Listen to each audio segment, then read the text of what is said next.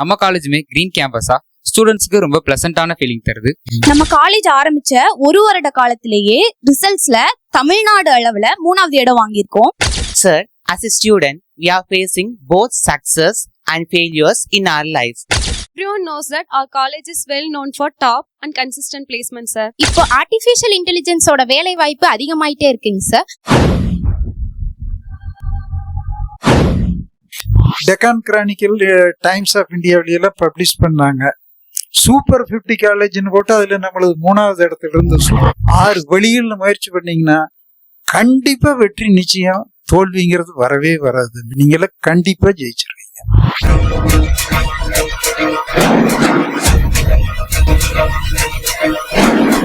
நீங்க கேள்வி கேளுங்க. என்னை பத்தி ஏதாவது தெரிஞ்சுக்கணும்னா கேள்வி கேளுங்க. எனக்கு தெரிஞ்ச பதில நான் சொல்றேன். வணக்கம் சார், நான் Haripriya, pre final year from the department of electronics and communication engineer. Sir, இப்போ நீங்க சொன்னீங்க, நீங்க வந்துட்டு பெருமையா நினைக்கிற விஷயம் வந்துட்டு தமிழ்நாடு அளவுல 3வது இடம் வாங்கியிருக்கோம் அப்படின்றது. நம்ம காலேஜ் ஆரம்பிச்ச ஒரு வருட காலத்திலேயே ரிசல்ட்ஸ்ல தமிழ்நாடு அளவுல 3வது இடம் வாங்கியிருக்கோம். இப்படி ஒரு ஷார்ட் பீரியட் ஆஃப் டைம்ல இது எப்படிங்க சார் அச்சீவ் பண்ண முடிஞ்சிச்சு? இது எப்படி அச்சீவ் பண்ண முடிஞ்சுன்னா, அது ஒரு 7 ஸ்ட்ராட்டஜின்னு பேரு. அந்த 7 ஸ்ட்ராட்டஜி என்னன்னா, ஸ்டூடெண்ட்ஸ்க்கு மெட்டீரியல் கொடுக்கறது, மெட்டீரியல் வச்சிருக்கிறாங்களான்னு வெரிஃபை பண்றது. அது இப்பவும் நடந்துகிட்டு தான் இருக்குன்னு நினைக்கிறேன். வெரிஃபை பண்றது, அப்புறம் பழைய ப்ரீவியஸ் இயர் கொஸ்டின் பேப்பர்ஸை கொடுக்கறது, ரெகுலரா டெஸ்ட் நடத்துறது, டெஸ்ட் நடத்தி பாஸ் ஆகாதவங்களை கூப்பிட்டு கவுன்சில் பண்றது. இப்படி தொடர்ந்து ஃபாலோ பண்ணிக்கிட்டு வரக்கூடிய 7 மெத்தட் வச்சிருந்தோம், 7 ஸ்ட்ராட்டஜி. அந்த 7 ஸ்ட்ராட்டஜி அப்படியே இங்க அப்ளை பண்ணோம். அதுல என்னன்னா, எனக்கு ஒரு நல்ல டீம் கிடைச்சதுங்க. ஒரு 5 டிபார்ட்மெண்ட், அந்த 5 டிபார்ட்மெண்ட் ஹெச்ஓடிஸ் அப்பாயிண்ட் பண்ணியிருந்தேன். அவங்க எல்லாம் புதுசா நானா பார்த்து இன்டர்வியூ பண்ணி நேரா அப்பாயிண்ட் பண்ணிட்டேன். அவங்கள கூப்பிட்டு நான் சொன்னேன், இது மாதிரி நம்ம இங்க ஒரு காலேஜை புதுசா ஸ்டார்ட் பண்ணியிருக்கிறோம். இது நிறைய காலேஜஸ், பல வருஷமா இருக்கக்கூடிய காலேஜஸ் இருக்கு. அவங்களோட நம்ம போட்டி போட வேண்டியது இருக்கு. போட்டி போடுறதுன்னா நம்ம ரொம்ப நல்லா கொண்டு வரணும், சின்சியரா ஒர்க் பண்ணுங்க, பெஸ்ட் ரிசல்ட் கொடுங்க, எல்லாரும் இன்வால்மெண்டோடன்னு சொல்லியிருந்தேன். அவங்க உண்மையிலேயே டெடிகேஷனோட ஹார்டு ஒர்க் பண்ணி அந்த டீம் ஒர்க் பண்ணது தான் முதல் வருஷத்துலேயே ஸ்டேட்டில் 3rd ரேங்க் வந்தது. ஜெயபிரகாஷ் காந்தி அதை டிவிலெல்லாம் பேசினார், இது மாதிரி ஸ்டேட்டில் 3rd ரேங்க் வந்துடுச்சு அப்படின்னு சொல்லி.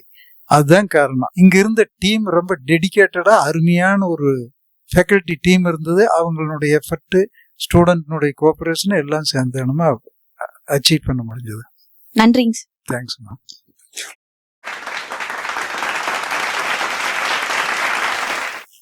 வணக்கம் சார், என் பேர் எஸ் வரதராஜ். நான் 3rd இயர் ட்ரிபிள்இல படிக்கிறேன். வணக்கம் சார். வழக்கறிஞர் தொழில்ல உங்களுக்கு மறக்க முடியாத நினைவுகள் ஏதாவது இருக்கா சார்? கண்டிப்பா இருக்கு. அதுல என்னன்னா, நான் ஃப்ளைட்ல போனதே இல்லை. அப்ப முதல்ல ஃப்ளைட்ல டெல்லிக்கு போறேன், ஏஐசிடி ஆஃபீஸுக்கு. ஏஐசிடி ஆஃபீஸ் போகும்போது கோயம்புத்தூர் ஏர்போர்ட்டுக்குள்ள, அப்போ எனக்கு எப்படி ஃப்ளைட்டில் ஏறுறதுன்னு தெரியாது, இறங்குறதுன்னு தெரியாது, எப்படி போகிறதுன்னே தெரியாது. முதல்ல கோயம்புத்தூர் ஏர்போர்ட்டுக்குள்ளே நுழையிறேன். ஒருத்தர் சார் குட் மார்னிங் சார்ன்ட்டு கிட்ட வர்றாரு. எனக்கு யாருன்னு தெரியாது. நீங்கள் யார் அப்படின்னு கேட்குறேன். சார் உங்கள் கிளையண்ட்டு அப்படிங்கிறாரு. அவரோட என்னுடைய பெட்டி வாங்கிட்டு அந்த ஆன்போர்டிங் ப்ராசஸ் பூரா முடித்து கொண்டு போய் ஃப்ளைட்டில் ஏற்றி விடுறாரு. இங்கே ஃப்ளைட்டில் ஏறி போய் டெல்லியில் இறங்குறேன். டெல்லியில் இறங்கும்போது அங்கே ஒருத்தர் காரோடு நிற்கிறாரு, என்னை கூட்டிகிட்டு போகிறதுக்கு ஹோட்டலில் புக் பண்ணி வச்சுக்கிட்டு. அவர் என்னுடைய கிளையண்ட்டு, இந்தியன் ஓவர்சீஸ் பேங்க்கில் மேனேஜராக இருந்தார். அவருக்கு நான் கேஸ் நடத்தியிருந்தேன். ஆக நான் ஃப்ளைட்டில் போய் ஏற போகும்போதும் என்னை ஏர்போர்ட்டுக்கு உள்ளே நுழைஞ்சது, என்னுடைய பெட்டிகளை வாங்கி கொண்டு போய் ஃப்ளைட்டில் ஏற வரைக்கும் அனுப்பிச்சி வச்சது ஒரு கிளையண்ட்டு. அதே மாதிரி டெல்லி ஏர்போர்ட்டில் போய் இறங்குனதையும் என்னை கூட்டிகிட்டு போய் ரூம் போட்டு கொடுத்து தங்க வச்சு திரும்பி வர வரைக்கும் உதவி பண்ணதும் ஒரு கிளையண்ட்டு. அதுதான் என்னுடைய அட்வொகேட் ப்ரொஃபஷனில் எனக்கு கிடைச்ச ரெக்கக்னேஷன். என்னுடைய கிளையண்ட்ஸு தமிழ்நாடு முழுவதும் இருந்தாங்க. கோழிக்கோட்டிலிருந்து நாகப்பட்டினத்து வரைக்கும், கன்னியாகுமரியிலிருந்து வட தமிழகம் வரைக்கும் இருந்தாங்க. நான் மத்திய பிரதேசத்தில் போபால்லையே ஒரு ஒர்க்மென்ஸ் காம்பன்சேஷன் கேஸ் நடத்தி இருக்கிறேன். கிட்டத்தட்ட இந்தியா முழுவதும் ஒரு கிளையண்ட்ஸ் எனக்கு இருந்தாங்க. அதுலேயும் இந்த ஃப்ளைட்டில் போகும்போது உள்ள நுழைஞ்சதையும் ஒரு கிளையண்ட் ஓடியாந்து என்னை கூட்டிகிட்டு போனதுமே இறங்குனது டெல்லியில் இறங்குனதையும் ஒரு கிளைண்ட் வந்து என்னை கூட்டிகிட்டு போய் தங்க வச்சு அனுப்பி வச்சதையுமே அந்த அட்வொகேட் ப்ரொஃபஷனில் எனக்கு கிடைச்ச வெற்றியாக நினைக்கிறேன் தம்பி.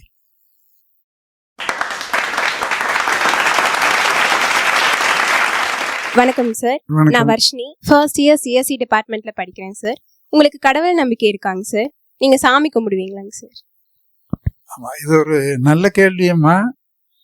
கடவுள் இருக்குதா இல்லையாங்கிற டிபேட்டு நிறைய ஓடுது. கடவுளை பல ரூபத்துல பல மதத்தை சேர்ந்தவங்களும் கும்பிடுறாங்க. இதுல வந்து இந்த ரூபத்துல தான் கடவுள் இருக்குது, அந்த ரூபத்துல தான் கடவுள் இருக்குன்னு சொல்லி இது வேற சண்டை வேற பயங்கரமா நடக்குது. அந்த மதம் பெருசு, இந்த ஜாதி பெருசு, இப்படி எல்லாம் சண்டை நடக்குது. இதுக்கு வந்து திருவள்ளுவரே பதில் சொல்லிட்டாரு. தெய்வத்தால் ஆகாதெனினும் முயற்சிதன் திருவினையாக்கும்னு சொல்லியிருக்காரு. அப்ப தெய்வம் இருக்குதுங்கிறத வள்ளுவர் ஒத்துக்கிறாருன்னு எடுக்கலாம். தெய்வம்னு என்னன்னா இயற்கை தான் கடவுள். அது ஒவ்வொரு சீசனுக்கு ஒரு மாசம் ஆச்சுன்னா, மே மாசம் வந்தா சம்மர் வந்துடுது, வின்டர் வந்துடுது, காத்தடிக்குது. இது எப்படி மாறி மாறி வருது. பிறந்த குழந்தை வாலிபன் ஆகுது, கொஞ்ச நாள் ஆச்சுன்னா வயசாகுது, இறந்து போயிடுறாங்க, மறுபடியும் இன்னொரு குழந்தை பிறகுது. இப்படியே சுழற்சி முறையில நடந்துகிட்டு இருக்குது. இது எப்படி நடக்குது? நம்மளை மீறி ஏதோ ஒண்ணு இருக்கு. அதுக்கு பேரு இயற்கைன்னு வச்சுக்கலாம், தெய்வம்னு வச்சுக்கலாம். அடுத்து இந்த சாமி கும்பிடுறீங்களான்னு கேட்டா, நான் வந்து தொழிலைத்தான் சாமியா நினைக்கிறேன். அது வந்து இப்போ ஒரு யோகி பேசின ஸ்பீச் கூட பார்த்தேன். அந்த இதுக்கு வந்து தவம் இருக்கிறதுக்கெல்லாம் சாமி கும்பிடுறதுக்கெல்லாம் நேரம் ஒதுக்கணுமா வேண்டியது, என்ன ஸ்பிரிச்சுவலுக்கு நேரத்தை ஒதுக்கணுமா வேண்டியது இல்லையா அப்படிங்கிற அந்த ஸ்பீச்சை பார்த்தேன். அது எனக்கு ரொம்ப பிடிச்சிருந்தது. நீங்க தொழிலையே ரொம்ப முழு ஈடுபாடா பண்ணீங்கன்னா அதுதான் ஒரு ஸ்பிரிச்சுவல் வழிபாடு அப்படின்னு அவர் சொல்லியிருக்காரு. அதை நான் நினைக்கிற கடவுள் இயற்கை தான் கடவுள், என்னுடைய தொழில் தான் எனக்கு தெய்வமா, அதுதான் நான் கும்பிடுறேன். நன்றிங்க sir.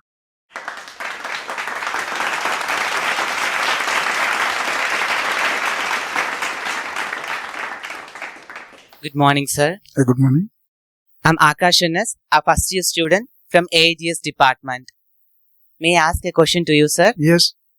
Sir, as a student, we are facing both success and failures in our life. What advice would you give students to make our life success? Yes. நீங்க வந்து இன்னைக்கு நான் சொல்றேன், நீங்க வாழ்க்கையில தோல்வியே அடையாம வெற்றி பெறதுக்கு சில வழிகள் இருக்கு. அப்படி தோல்வியே அடைஞ்சாலும் எல்லாரும் சொல்லுவாங்க, தோல்வி அடைஞ்சா அதை ஒரு படிக்கட்டை எடுத்துக்கிட்டு மறுபடியும் வெற்றி பெற்றுங்கன்னு சொல்லி. இந்த தோல்வியை அடைஞ்சோம்னா யாருக்குமே மனசுக்குள்ள வேதனை இருக்கும், துவண்டு போயிருக்கும்.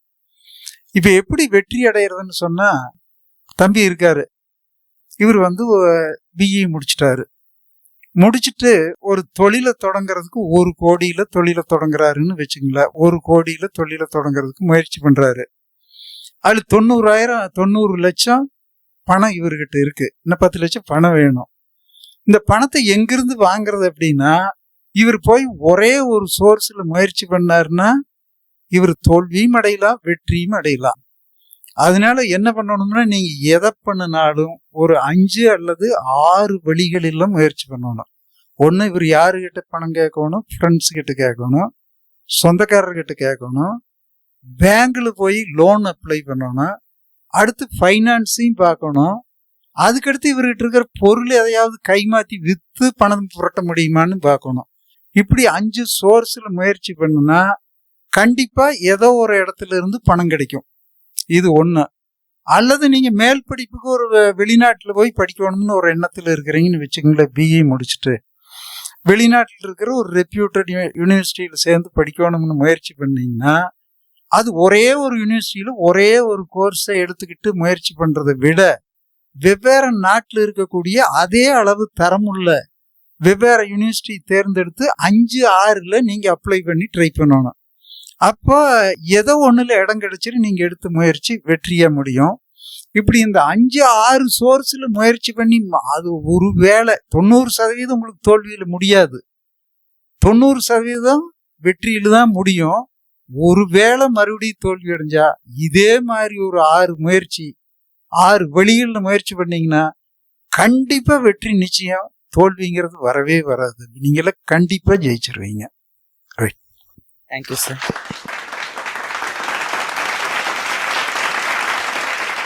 Good morning sir. Good morning.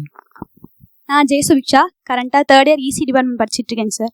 உங்களுக்கு ஏதாவது தோல்வி ஏற்பட்டுருக்குங்களா சார்? அதை நீங்க எப்படி ஓவர் கம் பண்ணி வந்தீங்க? ஆமா, தோல்வி ஏற்படாம யாருக்குமே இருக்காது. மனுஷன் இருந்தா தோல்வி ஏற்பட்டுக்கிட்டே தான் இருக்கும்.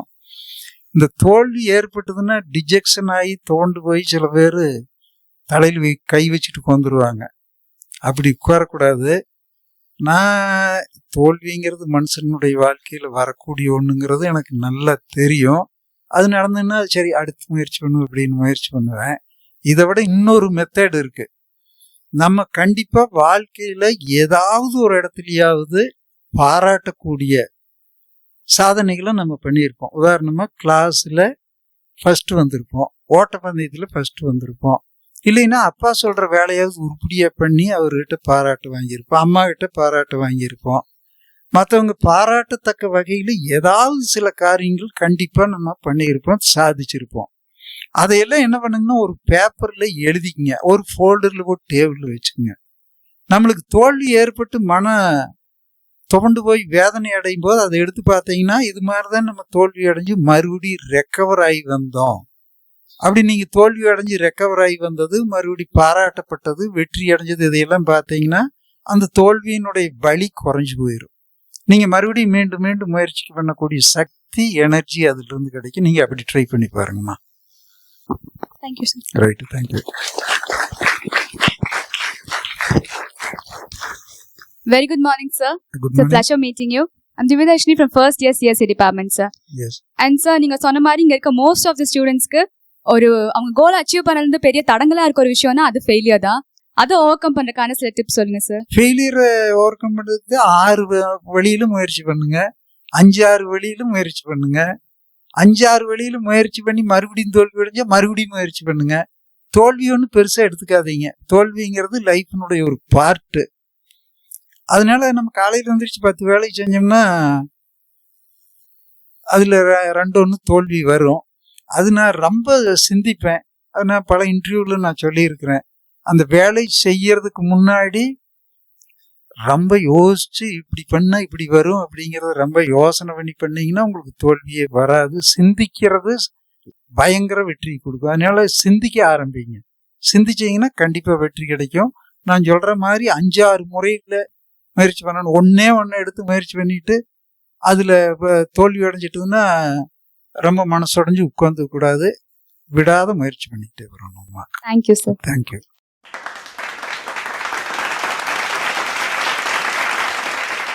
Good morning sir. I am Sabareesh from CSC department. Yes. என் கேள்வி என்னன்னாங்க சார், இப்போ உங்ககிட்ட வேலை செய்யற ஃபேக்கல்ட்டி மற்றும் ஸ்டாஃபை எப்படி மானிட்டர் பண்ணி எப்படி வேலை வாங்குறீங்க, அதை பத்தி கொஞ்சம் சொல்லுங்க சார். எப்படி வேலை வாங்கணும்னா நான் பல இன்டர்வியூவில் சொல்லியிருக்கிற மாதிரி எனக்கு வழிகாட்டியே புத்தகங்கள் தான். நான் நிறைய புக்ஸ் படிப்பேன். புக்கு படித்து தான் நான் கொஞ்சம் கொஞ்சமாக தெரிஞ்சுக்கிட்டு இப்போ இந்த தோல்வி தாங்கிக்கிறது எப்படி வெற்றி அடையிறது அப்படிங்கிறதையெல்லாம் கண்டுபிடிச்சதே நான் புத்தகங்களை படித்து தான் நான் அதை கண்டுபிடிச்சதே. நம்ம இப்போ கவனிச்சுக்கிட்டே இருந்தால் எம்ப்ளாயீஸு ஊக்கப்படுவாங்க. கவனித்து வேலை செய்யாதவங்கள கொஞ்சம் ஹார்ஸாக பேசுவேன், வேலை செய்கிறவங்கள ரொம்ப பாராட்டுவேன்.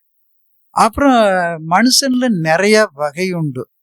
எம்ப்ளாயீஸில் 4 வகையான எம்ப்ளாயீஸ் இருக்காங்க. 4 வகையான எம்ப்ளாயீஸ்னால் ரூல்ஸை ஃபாலோ பண்ணுவாங்க, நல்லா வேலையும் தெரியும். இது 1வது வகை எம்ப்ளாயீஸு. 2 வேலை நல்லா தெரியும், ரூல்ஸை ஃபாலோ பண்ண மாட்டாங்க. 3 வேலை நல்லா தெரியும், சுத்தமாக ரூலை ஃபாலோ பண்ண மாட்டாங்க. 4வது வகை வேலையும் தெரியாது, ரூலையும் ஃபாலோ பண்ண மாட்டாங்க. இந்த 2வது வகையில் ஒரு திருத்தம், வேலை சுமாராக தெரியும், ரூலை ஃபாலோ பண்ணுவாங்க. இப்படி இருக்கிற எம்ப்ளாயி எப்படிப்பட்ட எம்ப்ளாயின்னு நான் பார்த்துட்டு இருப்பேன். இப்போ முதல்லையே அசஸ் பண்ணி தெரிஞ்சுக்குவேன். அடுத்து கண்டினியூஸ் மானிட்டரிங். அதுக்கடுத்து அவங்கள மோட்டிவேட் பண்ணுறது, வேலை செய்கிறவங்கள பாராட்டுறது மூலம் மோட்டிவேட் பண்ணுவேன். இப்படி கண்டினியூஸ் மானிட்டரிங், மோட்டிவேஷன், வேலை செய்யாத ஆளுகளை பிடிக்கிறது, அவங்கள கொஞ்சம் கடுமையாக சொல்கிறது, இந்த வகையில் தான் நான் எக்ஸ்ட்ராக்ட் பண்ணுற வேலையை. இதில் ஓரளவு சக்ஸஸ் ஆகியிருக்கிறேன். 100% சக்ஸஸ் ஆனால் என்னன்னு எனக்கு தெரியாது. அது நான் எடுத்துக்கிற திட்டங்கள் பாலிசி எல்லாம் உங்களுக்கு எந்த அளவு வந்து சேருதோ அந்த அளவு அதுல சக்சஸ் ஆயிருக்கிறோம் தம்பி.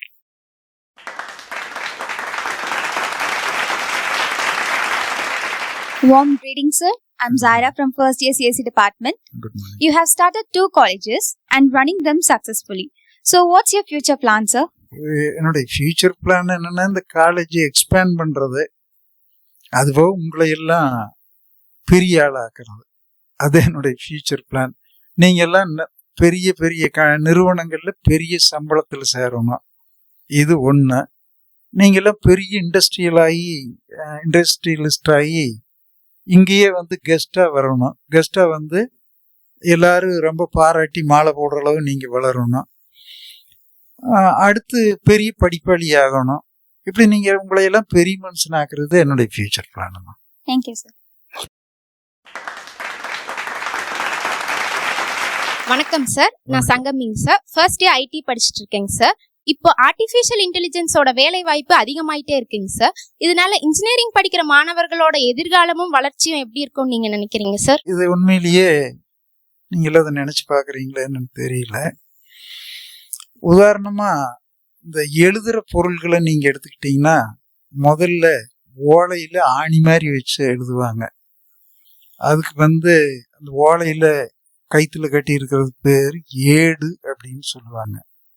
அந்த எழுதுற ஆணி மாதிரி பொருளுக்கு எழுத்தாணின்னு சொல்லுவாங்க. ஏடும் எழுத்தாணியும் வச்சு அந்த வள்ளுவர் இருக்கும்போதுல அப்படித்தான் எழுதுனாங்கன்னு நினைக்கிறேன்.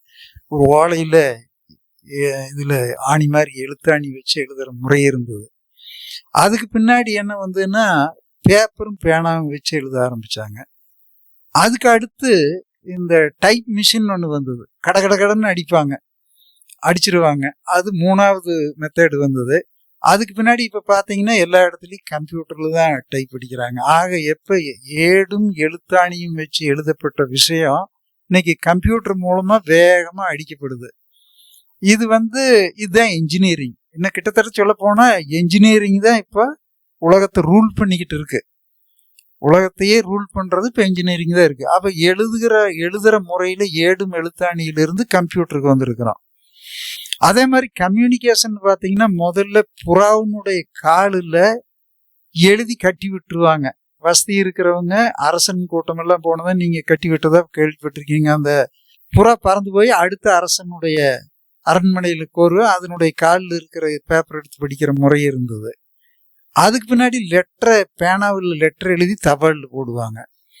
அதுக்கடுத்து பார்த்தீங்கன்னா ட்ரங்கால்னு ஒன்று வரும். நான்லாம் சின்ன பையனா இருக்கும்போது இங்கேருந்து டெல்லிக்கு பேசணும், பக்கத்தில் இருக்கிற 10 கிலோமீட்டர் இருக்கிற ஊருக்கு பேசணும்னா கூட காலங்காத்தால் ட்ரங்கால புக் பண்ணிட்டு வருதான்னு உட்காந்துக்கிட்டு இருந்தாங்க.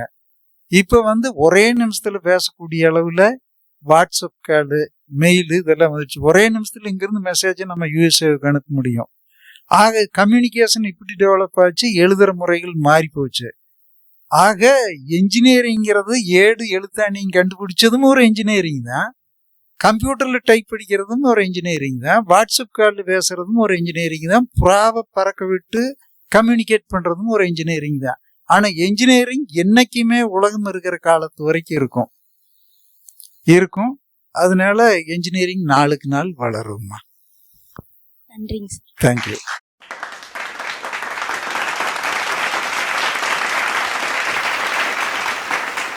Good morning, sir. I'm Lakshaya, currently pursuing 3rd year from the Department of Computer Science Engineering. First of all, it's very fortunate to meet you, sir. And I'm proud to state that we have achieved 100% admission in both government quota and management quota. So what is your view on that, sir? இது என்னென்ன view, உங்க view தான் என்னுடைய வியூவும். அதாவது ஸ்டூடெண்ட்ஸுக்கு வந்து எல்லாமே வசதிகள், போதுமான வசதிகள், வேலை வாய்ப்பு, எல்லாரும் படிக்கிறவங்கெல்லாம் டிகிரி வாங்கிறோம். படிக்கிறவங்க டிகிரி வாங்கணும், பிளேஸ் ஆகணும், உள்ள தங்கி இருக்கிற இடத்துல வசதி இருக்கணும், இது பாதுகாப்பு இருக்கணும். இதை விட மெயினாக பாதுகாப்பு இருக்கணும். இப்போ இருக்கிற சொசைட்டியில் பார்த்தீங்கன்னா பாதுகாப்பே இல்லை. போலீஸ் எங்கே கேஸ் போடலான்னு பார்த்தா ஸ்டூடெண்ட்னுடைய ரூமுக்கு தான் போய் ரைடு பண்ணுறாங்க. இப்போ சமீப காலத்தில் பார்த்தீங்கன்னா நிறைய அந்த மாதிரி நடந்துகிட்டு இருக்கு. அதெல்லாம் இல்லாமல் நல்ல பாதுகாப்பு நம்ம கொடுக்க முடியும் ஸ்டூடெண்ட்ஸுக்கு. நல்ல ஒழுக்கமானவங்கள கட்டுக்கோப்போட வளர வைக்கிறோம். இதுதான் காரணமா இருக்குன்னு நினைக்கிறேன். அதுதான் காரணம். Thank you, sir. Thank you.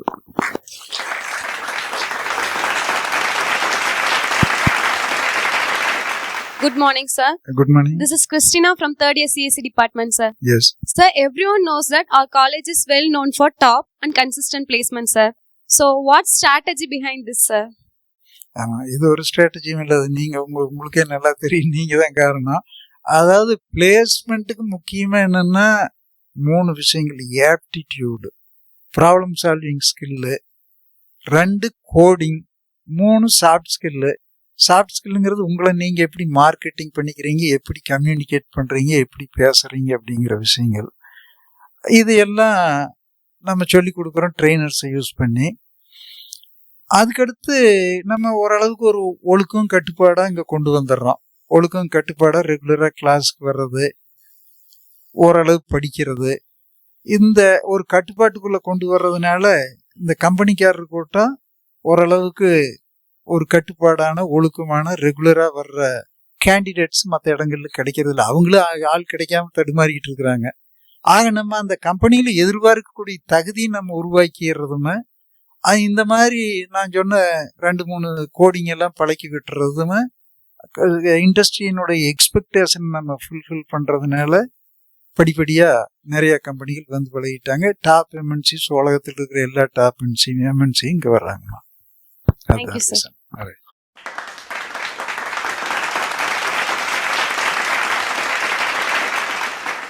சரி, இப்போ நீங்களே கேள்வி கேட்டுக்கிட்டு இருக்கிறீங்க. நான் ஒரு கேள்வி கேட்டா, ஹியூமன். உலகத்திலேயே பெரிய கண்டுபிடிப்பு சொல்லுங்க. ஹியூமன். ரொம்ப கரெக்டான answer.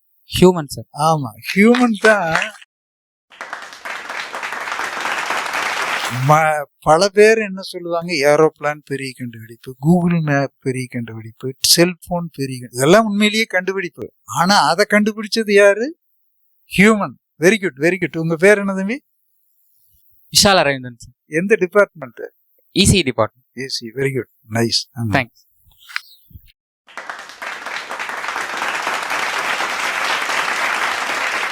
A gorgeous morning, sir. I am Vishal Aravindan from a Department of Electronics and Communication Engineering, first year. எப்படி இருக்கீங்க சார்? ரொம்ப நல்லா இருக்கு. It's my privilege and a honor to meet you and ask your question. சுற்றுச்சூழல் அழகாக இருந்தால் செயலும் அழகாக இருக்கும். இதை உணர்த்துற விதமா நம்ம காலேஜுமே கிரீன் கேம்பஸா ஸ்டூடெண்ட்ஸ்க்கு ரொம்ப பிளசண்டான ஃபீலிங் தருது. அது மட்டும் இல்லாம நீங்க முதலே சொன்ன மாதிரி இயற்கை தான் கடவுள். ஸோ இதை பத்தின உங்க ஒப்பீனியன் என்ன சார்? இந்த கிரீன் கேம்பஸ் எப்படி வந்தது அப்படின்னா, அது டாக்டர் விசி குழந்தைசாமின்னு ஃபார்மர் அண்ணா யூனிவர்சிட்டி வைஸ் சான்சலர் ஒருத்தர் இருந்தார். அவர் அண்ணா யூனிவர்சிட்டி கேம்பஸில் நிறைய மரங்களை நட்டுட்டாரு. அவர் நம்ம கரூர் காலேஜ் ஆரம்பிக்கிறது, கரூர் காலேஜுக்கு பக்கத்தில் அவருடைய சொந்த ஊர். அவர் நம்மளுக்கு கொஞ்சம் முதல்ல காலேஜ் ஆரம்பிக்கிறதுக்கு கைட் பண்ணார். பண்ணும்போது அவர் சொல்லி கொடுத்த ஒரு விஷயம், அண்ணா யூனிவர்சிட்டி கேம்பஸ்குள்ளே நிறையா மரங்களை நட்டுருக்கிறேன், நீங்கள் அது மாதிரி மரங்களை நட்டுருங்கன்னு சொன்னார். அப்புறம் அவர் சொன்னது, நான் ஒரு விவசாயிங்கிறதுனாலையும் நான் மரங்களை நட்டு நிறைய கொண்டு வர முடிஞ்சது. அதுக்கடுத்து இப்போ இந்த 2-3 நாளைக்கு முன்னாடி நம்ம காலேஜ் என்னுடைய கேம்பஸில் இடம் பிடிக்க மாட்டேங்குது, எக்ஸ்பேண்ட் பண்ணணும்ட்டு போய் ஒரு 2-3 இடங்களை பார்த்தேன். அந்த இடங்களை பார்த்தேன் எப்படின்னா, இப்போ சம்மர் தொடங்கிட்டு இந்த நேரத்தில் முழுமையான வறட்சி, எந்த ஒரு பசுமையும் கிடையாது, வறண்டு போய் கிடந்தது.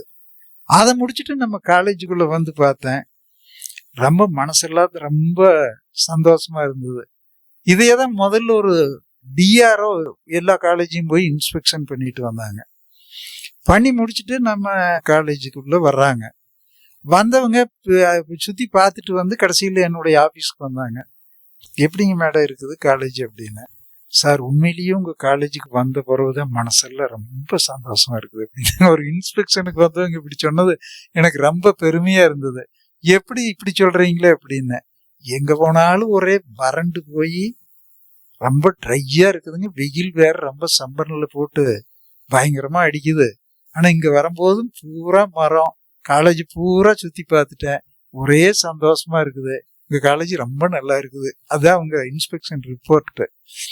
இதுதான் தம்பி, அதை பசுமையாக மாற்றுறதுக்கு அண்ணா யூனிவர்சிட்டியில் வச்சிருக்கிற மரங்கள், இந்த வறட்சியினுடைய கொடுமையை நான் உணர்ந்தது. நிறையா பேர் இந்த மரத்தை பார்த்துட்டு பாராட்டினது இதெல்லாம் தான் காரணம். Thank you sir. நம்ம இன்னும் நிறைய மரம்.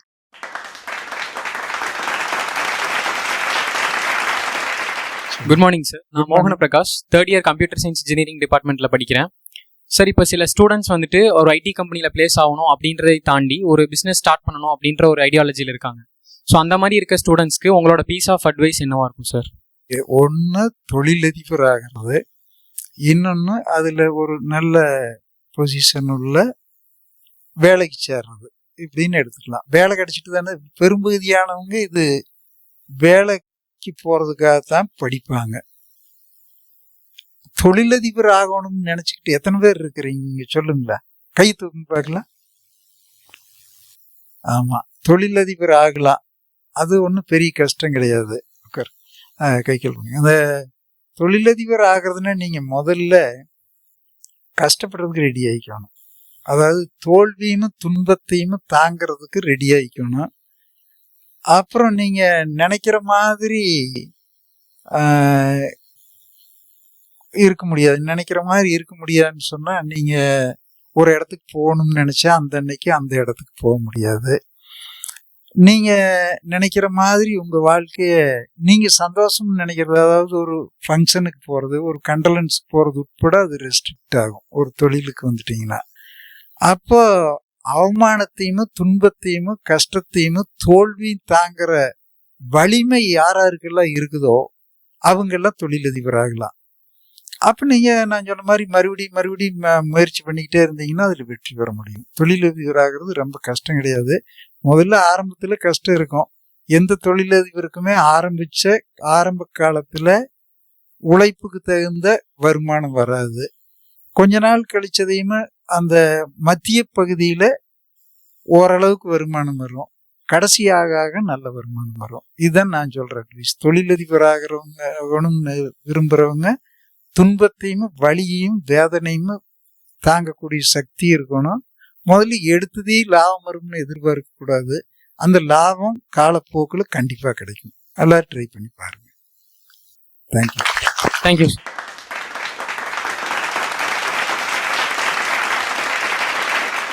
A very warm good morning, sir. Good morning. I'm Evangeline from first year of CSE department. Sir, நீங்க 2 காலேஜ் ரொம்ப சக்சஸ்ஃபுல்லா ரன் பண்ணிட்டு வரீங்க. அது மட்டும் இல்லாம ஒரு லாயரா இருக்கீங்க, ஒரு ரைட்டரா இருக்கீங்க, அண்ட் ஆல்சோ நிறைய சோஷியல் ஆக்டிவிட்டீஸ்ல இன்வால்வ் ஆயிட்டு இருக்கீங்க. ஸோ கண்டிப்பா நீங்க நிறைய முடிவுகள் எடுக்க வேண்டியது இருக்கும், நிறைய ஸ்ட்ரெஸ்ஸும் இருக்கும் சார். இதான் நீங்க எப்படி ஹேண்டில் பண்றீங்க சார்? தொழிலதிபர் அப்படின்னா ஒரு நிறுவனத்தை நடத்துறதுன்னா 2 முக்கியமான விஷயங்கள். ஒன்று முடிவெடுக்கணும். 2 பிரச்சனைகளை சமாளிக்கணும். டெய்லி நிறைய பிரச்சனைகள் வந்துக்கிட்டே இருக்கும். அது நம்ம பிரச்சனைக்கு போகலினாலும் தானாக சொசைட்டி அந்த மாதிரி ஆகிட்டுது. நிறைய பிரச்சனைகள் வரும், நிறையா முடிவுகளை எடுக்க வேண்டியிருக்கும். நீங்கள் பெரிய தொழிலை பெருசு ஆக்க நிறையா முடிவுகளை நம்ம எடுக்க வேண்டியிருக்கும். அதில் நான் எப்படின்னா இதை சிந்திக்கிறதுக்கே தினம் காலையில் 1 மணி நேரம் 2 மணி நேரத்து வரைக்கும் 1 மணி நேரத்துக்கும் குறையாம நான் இதை சிந்திக்கிறேன். இன்னைக்கு என்னென்ன பிரச்சனைகள் வரும்னு நான் முதலியே அடையாளம் கண்டுபிடிச்சுக்குவேன். அதனால நம்மளுக்கு பிரச்சனையே வர்றதில்லை. அதுக்கடுத்து அந்த முடிவெடுக்கிறது இப்படி எடுக்கலாமா அப்படி எடுக்கலாமா அப்படிங்கிறதையும் நிறைய யோசனை பண்ணுவேன். அப்போ நான் நிறைய சிந்திச்சு முடிவெடுக்கிறதுனால ரொம்ப சரியா இருக்குதும்மா. எந்த பிரச்சனைகளும் வர்றதில்லை. தவறான முடிவையும் நான் எடுக்கிறது இல்லை. அது காரணம் சிந்தித்தால் வெற்றி உறுதின்னு ஒரு புக் இருக்கு, அதை படிச்சு பாருங்க. சிந்திச்சா வெற்றி வர முடியும். நீங்களும் அது மாதிரி வாழ்க்கையில எதை செய்யறதுக்கு முன்னாடி நல்லா சிந்திச்சு பாருங்க. பல முடிவுகள் நீங்க எடுக்கிறதுக்கு முன்னாடி அதை யோசிச்சு பாருங்க. யோசிச்சுட்டு மறுபடியும் முடிவு எடுங்க. அதுதான் நம்ம காரணம். நான் சிந்திக்கிறதுக்கு நேரம் ஒதுக்குறேன். Thank you sir. தேங்க்யூ.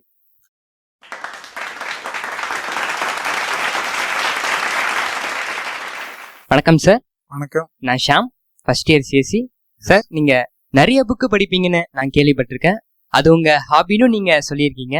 எங்களுக்கு யூஸ்ஃபுல்லா இருக்கிற மாதிரி புக்ஸ் கொஞ்சம் ரெஃபர் பண்ணுங்க சார். நீங்க என்ன துறையில வர விரும்புறீங்களோ அந்த துறையில சாதிச்சவங்களுடைய வாழ்க்கை வரலாறு படிங்க.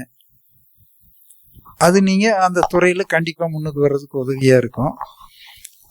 நான் ஜென்ரலா என்ன புக்கு படிக்கிறேன்னா, எனக்கு இது இப்போ நான் சொன்னால எப்படி நான் முடிவு எடுக்கிறேன், எப்படி தோல்வியை மீட் பண்ணாமல் இருக்கிறேன், தோல்வி எப்படி பயந்து போகாமல் இருக்கிறேன், இப்படி எல்லாமே இதெல்லாம் நான் புக்கில் இருந்து படித்து தெரிஞ்சுக்கிட்டு தான். எத்தனையோ பிரச்சனைகள் மனுஷனுக்கு வரத்தான் செய்யுது. வந்தாலும் கூட இந்த புக்கில் எல்லாமுக்குமே விடை இருக்குது. நான் என்னன்னா படிக்கிற புக்கு பூரா அந்த அட்டையிலேயே நோட்ஸ் எழுதி வச்சுக்குவேன். முக்கியமான பகுதிகளை அதுக்கு குறித்து வச்சுக்குவேன். பணம் இல்லைன்னா என்ன பண்ணுறதுன்னு அதுலேயே எழுதியிருக்கோம். ரொம்ப ஒரு கடுமையான தோல்வி ஏற்பட்டு போச்சுன்னா எப்படி அப்படிங்கிறது அந்த புக்லேயே எழுதியிருக்கும். ஒரு பக்கம் போனீங்கன்னா எப்படி நீங்கள் காரியத்தை சாதிக்கிறது அதுலேயே இருக்குது. உங்கள் பிஹேவியர்லேயே தான் வெற்றி இருக்கு. அல்லது ஒரு மோசமான ஏமாத்துற ஆளை நீங்கள் சந்திச்சிட்டிங்கன்னா எப்படி அவங்ககிட்ட பிஹேவ் பண்ணணுங்கிறது புக்கில் எழுதியிருக்கு. அதனால நீங்கள் புக்கு எல்லா வகையான விஷயங்களுக்கும் புக்கு இருக்கிறதுனால நான் இன்னும் புக்கை படிங்கன்னு எல்லாம் சொல்ல மாட்டேன். நீங்கள் எந்த அளவு வாழ்க்கையில் முன்னேறணுமோ அந்த அளவு புக்குகளை தேடி தேடி படிங்க. நான் இந்த குறிப்பிட்ட புக்கை படிங்கன்னு எல்லாம் சொல்ல முடியாது. அதனால நீங்கள் வாழ்க்கையில் எந்த அளவு உச்சத்துக்கு போகணுமோ அந்த அளவு புக்ஸை படிங்க, நிறைய லேர்ன் பண்ணுங்க. நேரத்தை வீணடிச்சிடாதீங்க. ஒரு நாளைக்கு எத்தனை செகண்ட் சார்? 60. ஒரு நாளைக்கு எத்தனை செகண்ட்?